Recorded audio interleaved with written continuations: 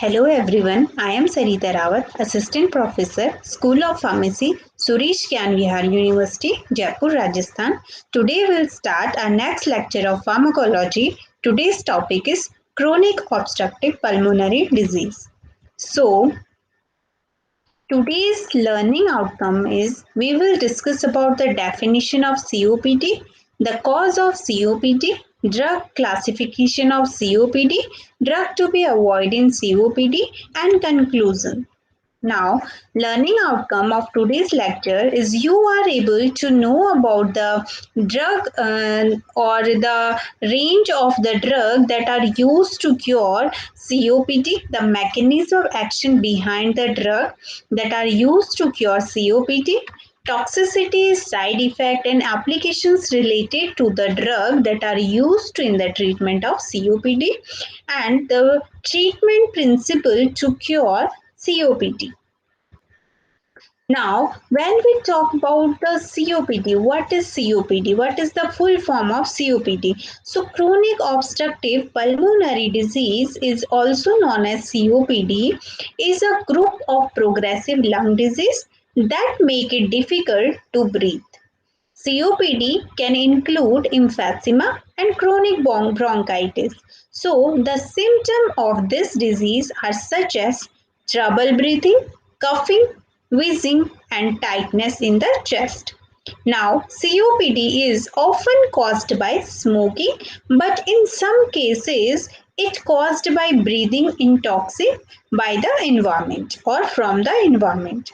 So, there is no cure for COPD and the damage to the lung and the airway is permanent. However, several medication can help to reduce inflammation and open airway to help breathe easier with COPD. So COPD medication cannot cure COPD, but they can improve the symptoms and the patient conditions to take or to breathe out oxygen in the breathing exercises. Now, when we talk about the introductive part of COPD, so it affects more than 5% of the population and it is associated with the high morbidity and mortality in the patient. It is the third rank cause of the death in the United States, killing more than 120,000 individuals each year. Now, what is the burden of COPD all over the globe? So, when we talk about the burden of COPD is projected to increase in the coming decades due to continued exposure to the COPD risk factor such as aging of the world population. And COPD is associated with significant economic burden. Now, as you can see, this is the trachea, lungs, the next we can see the healthy muscles and the inflamed muscles of the lungs. So, as you can see, this is your smooth muscles and the lumen, and in the next image, you can see the inflammations cell. So this is the thickened muscles, mucous muscles, you can see smooth muscles and narrow lumen. Now, COPD is a common preventive and treatable disease. It is characterized by persistent airflow limitations that is usually progressive and associated with an enhanced chronic inflammatory response in the airway and the lung to noxious particles or gases. Chronic obstructive pulmonary disease (COPD) is a disease that is state characterized by airflow limitations that is not fully reversible. It is fully reversible, but in the early stage. But in the severe cases, it is not like reversible properly or completely.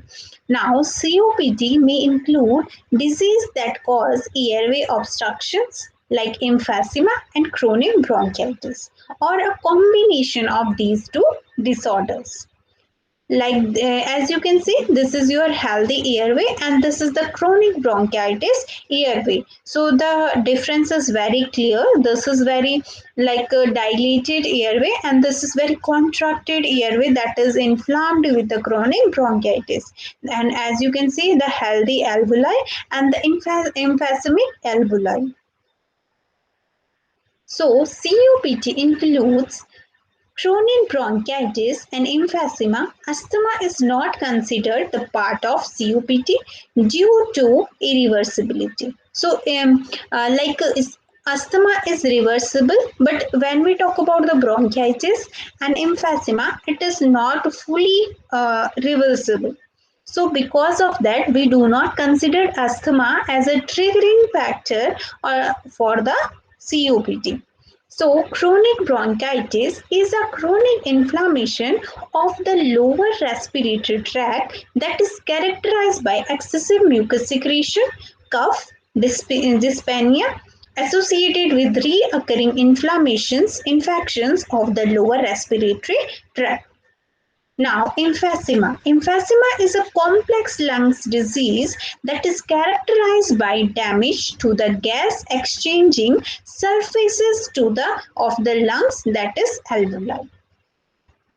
Now, when we talk about emphysema in detail, so in a healthy person, the tiny air sac in the lungs are like balloons. And as you breathe in and breathe out, they get bigger and smaller to move air through your lungs. But with emphysema, these ear sacs are damaged and lose their stretch and elasticity. So less air get in and out of the lungs, and which makes feel short of the breath. Now, as you can see, this in emphysema, this is your lung. So, muscles in bronchial, in large alveoli, fewer capillaries. Okay, but in normal this is your normal bronchi and alveoli, and this is the emphysema bronchial and alveoli. So, as you can see the difference very clearly in the emphysema condition and in the normal condition. Now, what is the cause of COPD? What are the causes behind COPD? So, when we see COPD is almost always caused by smoking, but over the time, breathing tobacco smoke irritates the airway and destroy the statutory fibers in the lungs. Other things that may put at risk include breathing chemicals, fumes, dust, air pollutants over a long period of time. And secondhand smoke also may damage the lungs and it also may be the cause of COPD. Now, it may be more likely to get COPD if had a lot of serious lung infections and when person were a child. So it also depend upon the comorbidity and when the person is in the child. So if the patient is suffering from other lung infections or other kind of disease. Now, people who get emphysema in their 30s and 40s may have a disorder that run in females called alpha 1 antitrypsin deficiency, but it is very rare. It usually takes place many years for a lung to damage to start causing symptoms. So, COPD is most common in people who are older than 60. And genetic play important role in the development of COPD, and it is more common among relatives of those with COPD who smoke than unrelated smokers. Currently, the only clearly inhaled risk factor is alpha 1 antitrypsin deficiency that we also call AAT. Now, this risk is particularly high if someone deficient in alpha 1 antitrypsins also smokes. Now, as you can see in this image, this is your normal alveoli and this is the COPD alveoli of a patient. So, in normal airway, as you can see, the airflow is very particular and more than in the COPD patient. And here we have a airway obstruction. So, airway remodeling and fibrosis, as you can see here. And as you can see in the normal patient, alveolar wall is very clear, and in the patient of COPD, alveolar wall destructions and loss of elasticity. And in COPD patient, alveoli hyperinfections also seen, and smooth muscles contractions also seen. So you can compare between the normal person alveoli and the COPD patient's alveoli. Now, what are the symptoms of COPD? So, when we talk about the symptoms for COPD, so chronic and progressive dyspnea, cough, sputum production, wheezing and chest tightness. Other included fatigue, weight loss, anorexia, syncope, and rib fractures, ankle swelling, depressions, and anxiety are also some other common symptoms for COPD. Now, what are the prevalence of COPD over the globe? So, in systemic review and meta-analysis by Halbert et al. In 2006, it is seen that included study carried out in 28 countries between 1990 and 2004. Prevalence of COPD was higher in smoker and ex-smoker as compared to the non-smoker, as the smoking is the common cause for COPD. Then higher in the more than 40-year group and compared to the less than 40-year age group of the people. Then it is seen in higher in men and then women, because men are more likely to have smoking as compared to women all over the globe.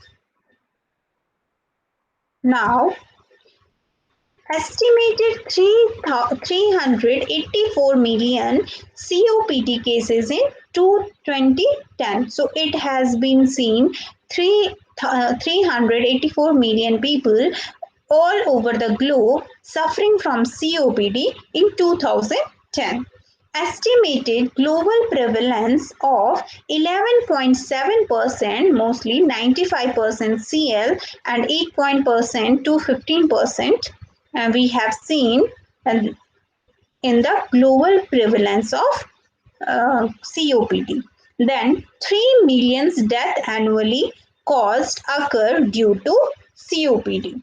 Then, with increasing prevalence of smoking in developing countries and aging population is higher in higher income countries, the prevalence of COPD is expected to rise over the next 30 years. So, by 2030, pre-decided 4.5 million COPD related deaths annually.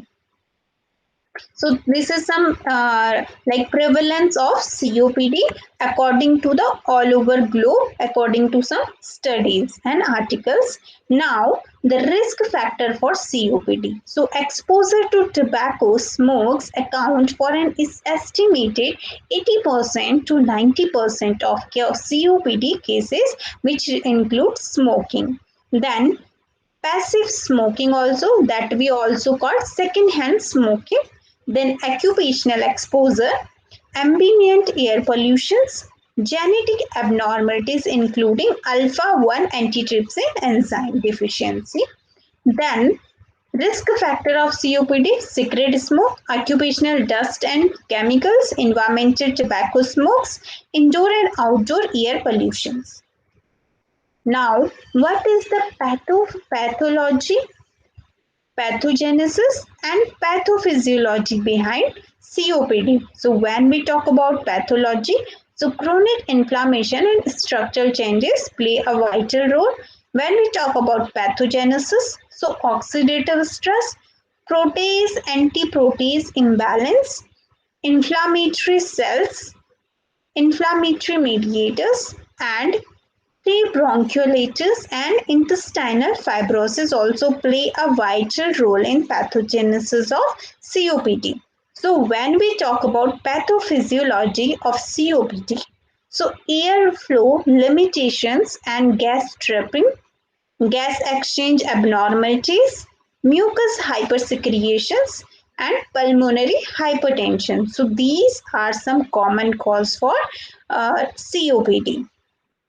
Now, what is the pathology behind COPD? So, firstly, the chronic inflammations play a vital role. Then, increased number of Gobic cells, mucus gland hyperplasia, fibrosis, narrowing and reduction in the number of small airway collapse due to the loss of tightening caused by alveolar wall destructions, emphysema. As you can see, this is the whole pathophysiology. We have already studied about the pathology. Now this is all the flowchart of pathophysiology behind COPD. So we have discussed about pathophysiology. So the first one is airflow limitation and gas trapping, gas exchange abnormalities, mucus hypersecretion, and pulmonary hypertension. So as you can see here, this is the lung inflammation that is caused by oxidative stress, antioxidant, and noxious particles and gases, and then host factor, anti proteinase enzyme and proteinase enzyme. Then repair mechanism is very slow. Then in this cause the COPD pathology. Now, clinical manifestation. COPD is characterized by three primary symptoms: cough, sputum production, and dyspnea on exhalation. So, we called it DOE.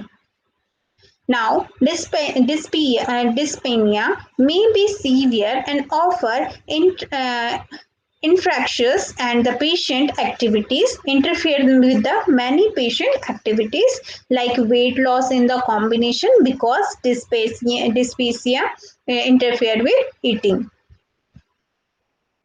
Now, diagnosis and initial assessment for COPD. So, we have overall key points too.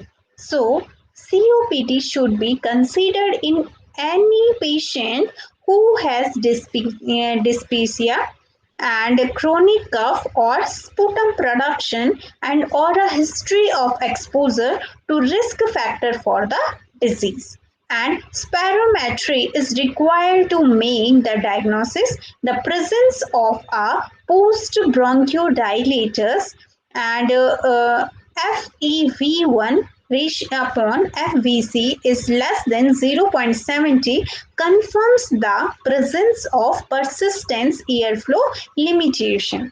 Now, the goal of COPD assessment are to determine the level of airflow limitations, the impact of disease on the patient's health status, and the risk of future events such as exacerbations, hospital administrations, and death. So, in order to guide therapy. Now, concomitant chronic disease like occur frequently in the COPD patient and including cardiovascular disease, skeletal muscle dysfunctions, metabolic syndrome, osteoporosis, depressions, anxiety, and lung cancer. So these comorbidities should be actively sought and treated appropriately when patient has as they can influence mortality and hospitalization independently. Now, how can we assess COPD? Assessment and diagnostic findings. So, first we have to history collection. So, the nurse should obtain a Throw out history, a health history for a patient with known or potential COPD. So first we have to check out about the occupations, about the symptoms, or about the history of the COPD, if it is known or likely to be have COPD. Now, the pathway to the diagnosis of COPD. So, first is symptom, risk factor, and spirometry. So, symptoms we can see shortness of breath, chronic cough with sputum, then risk factor, factors, tobacco, occupation, indoor outdoor pollutants, then spirometry we can require to establish for diagnosis. Now, these are some key indicators for considering a diagnosis of COPD. So, considering COPD and perform spirometry if any of these indicators are present in an individual over the age of 40. So these indicators are not diagnostic themselves, but the presence of multi-key indicators increases the probability of a diagnosis of COPD. So in spirometry is required to establish a diagnosis of COPD. So dysphagia, that is progressive over the time, characteristically worse with the exercise and persistence. Now, chronic cough may be intermittent and may be unproductive and reoccurring visual. Now, chronic sputum production. So, any pattern of chronic sputum production may indicate COPD and recurrent lower respiratory tract inflammation. So, history or risk factor, host factor like such as genetic factor, congenital development abnormalities, tobacco smokes including popular and local preparations, smoke from the home, cooking and heating fuels. Then occupational dust and vapors, fumes, gases and other chemicals. Now, family history of COPD and a childhood factors. For example, low birth weight, child respiratory infections, etc. Now, key features to assess in the COPD patient: health history, exposure to the risk factor like type, intensity, duration, past medical history, respiratory disorder, problem including asthma, allergies, and sinusitis, and nasal polyps, history of respiratory infections, family history of COPD or other chronic respiratory disease, pattern of symptom development, history of exhibitions or previous hospitalization for respiratory problems. So we can check these. Then presence of comorbidities, appropriateness of current medical treatment, impact of the disease on the quality of life, available social and family support for the patient, then potential for reducing risk factors such as smoking cessations. So we can check out these parameters to diagnose a patient.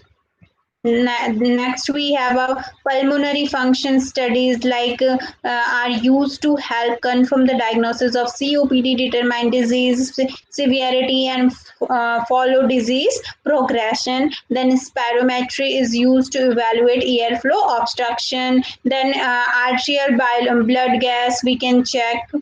So it is for the measurement may also be obtained to assess the baseline oxygenation and gas exchange of the patient. Then we can go for chest x-ray, then alpha 1 antitrypsin deficiency screening. So it may be performed for the patient under the age of 45 or for those which has a strong family history of COPD.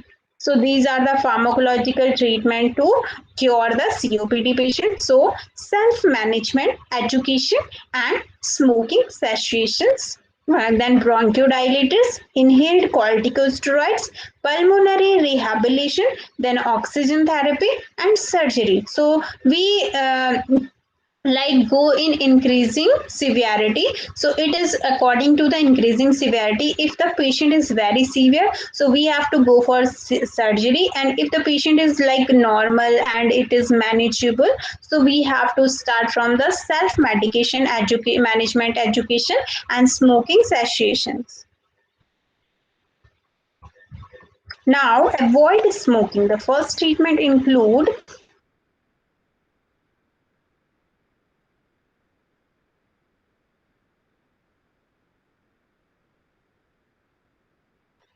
in chronic lung disease make breathing more difficult and makes phlegm, while emphysema destroyed the parts of the lung. So, if you smoke, quitting smoking and prevent more damage to your lungs. And even second-hand smoke can worsen COPD, so one should try to avoid it. Then pharmacologic therapy, we can use bronchodilators. So bronchodilators relieve bronchospasm and reduce airway obstruction by allowing increased oxygen distributions throughout the lungs and improving alveolar ventilations. These medications, which are central in the management of COPD, are delivered through a metered dose inhaler by nebulizations or by the oral route in pill or liquid form.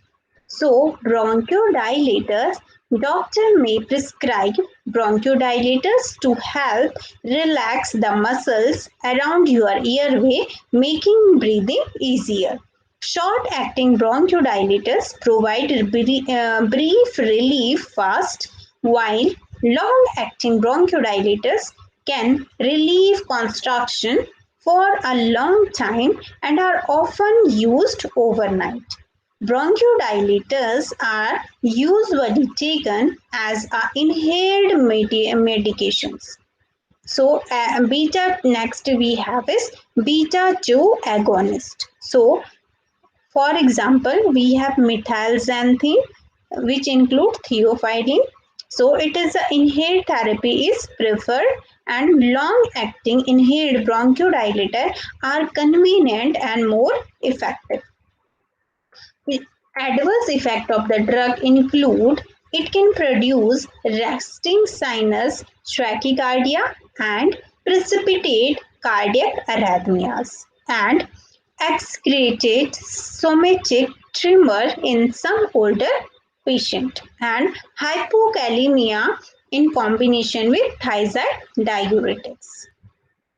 Now, meter dose inhaler is like precise device containing an aerosolized powder of the medication. So mostly in COPD patient, it is very like prescribable. You can see this is the inhaler, meter dose inhaler, and the pattern of taking it is like you can see in this picture. This is the sprinkler inhaler, and we have to attach the inhaler with the sprinkler. Then we have to take the meter dose by using this particular instrument. Then we have anticholinergic agent. Like, for example, we have epitropium, oxytropium, and many others. So they are short-acting drugs which block M2 and M3 receptor and modify the transmission at preganglionic junction. So corticosteroid for inflammations are corticosteroid, also called steroids. They help to reduce mucus production and inflammation in the lungs, making breathing easier to the patient. More people with COPD take corticosteroid by inhalation method, but sometimes they are taken in pill forms. Many need to boost calcium intake if taken steroid for long term to cure COPD. Now, corticosteroid inhaled are systematic corticosteroid that are oral or intravenous, may also be used in the COPD but are used more frequently in asthma. Although it has been shown that corticosteroids do not show the decline in the lung function, these mediators may improve the symptom of the patient. Now, other medications like including the patient should relieve our yearly influenza vaccine and the pneumococcal vaccine every 5 to 7 years as preventive measure. Now, vaccine flu or pneumonia, if you have COPD, you are at higher risk for complications from infections like flu and pneumonia. So, you have to want to do all one can to reduce the risk of illness. Should get vaccinated against the seasonal flu every year and receive a pneumococcal pneumonia vaccine with a booster shot as needed. Now, oxygen therapy. So, lungs are vital for getting the oxygen need, but COPD reduce lung function. In severe cases, doctor may prescribe supplements oxygen in addition to helping with the normal body functions, and it can help increase stamina and improve your sleep. Now, the last therapy we have lung surgery, and this is very like in the extreme chronic stage we have to go for lung surgery. And in rare cases of severe COPD that doesn't improve with medication, doctor may suggest lung surgery. While not right for everyone, a procedure like lung volume reduction surgery can improve lung capacity and ability to breathe. With this surgery, 20 to 30% of the most diagnosed disease lungs tissue is removed and leaving the healthiest part of the lungs to perform better. Lung transplant surgery is another option in the other severe cases, but that is very rare. Then pulmonary rehabilitation. So pulmonary rehabilitation use exercises, disease management, nutrition and psychological counseling to help feel better and stay active for patient. Then learning technique for staying fit and managing shortness of breath so can improve quality of life, decrease the amount of time spent in the hospital and improve the ability to exercise. Then we have some goals of effective COPD management. So, firstly, we have to relieve the symptoms of the patient, then improve the exercise tolerance and improve the health status of the patient, like some comorbidity, prevent and treat complication of the patient, and prevent and treat the exacerbations of the patient. So these are some common guidelines and goals for the effective management of COPD, and we have already covered the most of the topic regarding COPD, its management, its prevalence, its etiology, pathogenesis, treatment procedures, surgeries, oxygen therapy. Now we have some common questions related to COPD. You can easily answer these questions while going through the whole lecture. So the question includes which respiratory conditions during childhood increase the likelihood of developing COPD as an adult? It's possible for patient to have COPD but still have a normal age-related decline of lung function. So it is this true or false? You have to answer it. Then eosinophils can be found in COPD patients. You have to fill in blanks. Then evaluated eosinophil level are primarily useful in helping to predict risk of COPD exacerbations and response to treatment with inhaled corticosteroid during stable disease. Is this true or false? You have to answer. then a patient with HIV is at an increased risk of asthma. Is this true or false? Then DASH is often over-diagnosed in patients with HIV and a history of respiratory system. So this is a fill in the blanks. And next question is, what is one of the most prevalent symptoms in the patient with COPD? Then COPD patient use of opioids can increase the risk of ischemic heart attack, heart disease. So is this true or false? You have to answer it. Then COPD patient who experienced frequent exacerbations are more likely also experience. Then exaggerations frequently is the best measures for predicting exaggerations risk. So is this true or false? You have to answer. Hope you get all the answers related to the COPD. So we will quick go through the whole lecture so then you can memorize all these answers. So we will start from the first slides so that you can easily go through the answers what we have covered today. So we have start from what is COPD. So basically all of you know COPD is a group of progressive lung disease which include emphysema and chronic bronchitis. Then 5% of the population has associated with the high risk of morbidity and mortality with the COPD. And in United States, like the COPD is ranked in the third for each year killing more than 1,20,000 individuals each year with the COPD. Then what is the burden of COPD for all over the world? So we have already seen it. Like aging is the most common factor. Then we have seen the COPD, the healthy alveoli, and the COPD.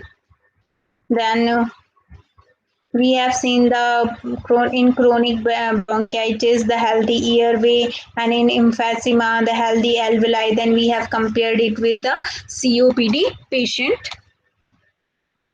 Then we have seen the COPD include chronic bronchitis and emphysema. So what is bronchitis? What is emphysema? Basically, chronic bronchitis included mucus secretion in excessive amount, then coughing, dyspnea, which is associated with recurrent infections of the lower respiratory tract. Then we have seen the emphysema. It is a complex lung disease which is characterized by damaging to the gas exchange surface of the lungs, that is alveoli. Then we have seen in the detail that what is emphysema. So as you can see, this is the emphysema and the alveoli in emphysema and the normal alveoli of a healthy person. Now we have seen the COPD is almost always caused by smoking. So the most common cause behind COPD is smoking. And we have seen it may be more likely to get COPD if had a lot of serious lung infections in childhood, like if any person is suffering from any serious respiratory disease in their childhood, and if the people get emphysema in their like 30s to 40s of age, and the mostly like they have a family history of alpha 1 antitrypsin deficiency. It is very rare, but it is the cause of COPD in some patients. Then COPD mostly cause in the older patient as compared to patient is of young age. Now We already studied about the genetic play an important role in the development of COPD also. Then risk factor already the smoking, and then we have compared the normal airway and the COPD airway. So as you can see, in the COPD patient, the airway is obstructed, and then also airway remodeling and fibrosis we have seen. Then smooth muscles contraction we have seen, alveoli hyperinflammations, then alveoli wall destruction and losing elasticity. So these are all seen in our COPD alveoli. Now, the symptoms involved of COPD is chronic and progressive dyspnea, then coughing, sputum production, wheezing and chest tightening, then other symptoms like anorexia, loss of appetite. Anorexia is known as loss of appetite, then swelling, depression, anxiety, ankle swelling, weight loss. So all these are some common symptoms of COPD. Then the prevalence of COPD according to a study by Albert et al. In 2006, and also the study carried out in 28 countries between 1990 to 2004. And so they concluded that the COPD also seen more in the age group of more than 40. Then it also seen in higher in man as compared to women's. Then estimated 3,384 million COPD cases in 2010 globally. Then 3 million deaths annually occur due to COPD. Then risk factor also include tobacco smokes and progressive passive smoking, or we can say secondhand smoking, then occupational exposure, then ambient air pollutions. Then we have seen the pathology, pathogenesis and pathophysiology behind the COPD. So pathology included chronic inflammation, structure changes. Pathogenesis include oxidative stress, protease, antiprotease imbalance, then inflammatory cells and like inflammatory mediators. Then we have seen pathophysiology behind COPD. So it include airflow limitation and gas trapping, gas exchange abnormalities, mucus hypersecretions, pulmonary hypertensions. So all these are some pathology, pathogenesis and pathophysiology behind COPD. We have already studied in detail about these. Then we have seen the clinical manifestations. So it include cough, sputum production, dyspnea on accelerations that we call DOE. Then we have seen the diagnosis and initial assessment for COPD. So we can check out the dyspnea problem, then coughing, how much, and then we have go for the spirometry. Then we have go for the symptoms, for the proper diagnosis we have to see the symptoms in the patient like shortness of breath, chronic cough, sputum of the patient. Then we have to see the risk factor of the patient like host factor, tobacco, occupation and indoor and outdoor pollutions. Then we have to check out the spirometry test required to establish diagnosis. Then we have seen some key indicators for diagnosis of COPD patient. Then then we have seen the pharmacological treatment for COPD patients. So it include it goes in the severity of the patient. So self management, education, smoking cessations, then bronchodilators we can use, inhaled corticoids we can use, pulmonary rehabilitations, oxygen, surgery. So these all are the treatment options for COPD patient. Then avoid smoking if the person is smoking on daily basis. Then pharmacological therapy for we can definitely take bronchodilators, and it includes beta 2 agonist, methylxanthine, theophylline. Then it has also some side effects which include hypokalemia. Then we have meter dose inhalers also, which we can use in asthmatic patient. Then anticholinergic we can use, that we include epitropium, oxytropium. Then corticosteroids we can also use as in the form of inhaler. Then corticosteroids, we have already studied about this. Then we also go for the vaccinations, like vaccinations for common flu and pneumonia.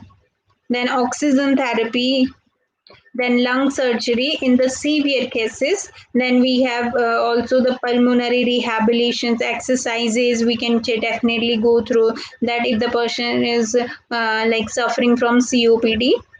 Then the gold guidelines to for effective COPD management. So firstly the patient we have to free the patient from symptoms, then improve the exercise tolerance, and then improve the health status of the patient, then prevent and treat the complication of the patient, and the treatment treat the exhibition of the patient. So this is all about your COPD, and we have revised all the lectures. And then I hope now you got your all the questions answers. And reference for today's lecture is Basic and Clinical Pharmacology by Bartram, and Elsevier Integrated Review of Pharmacology. Then the pharmacological basis of therapeutics by Goodman. Then we have taken some knowledge from Tripathi KDT, Essential of Medical Pharmacology, JP Brothers, Medical Publisher, New Delhi. So this is all your references for today's lecture. Thank you for kindly listening to me, and I hope now you all are clear about the COPD, its diagnosis, its measurement. This is all about your COPD. Thank you.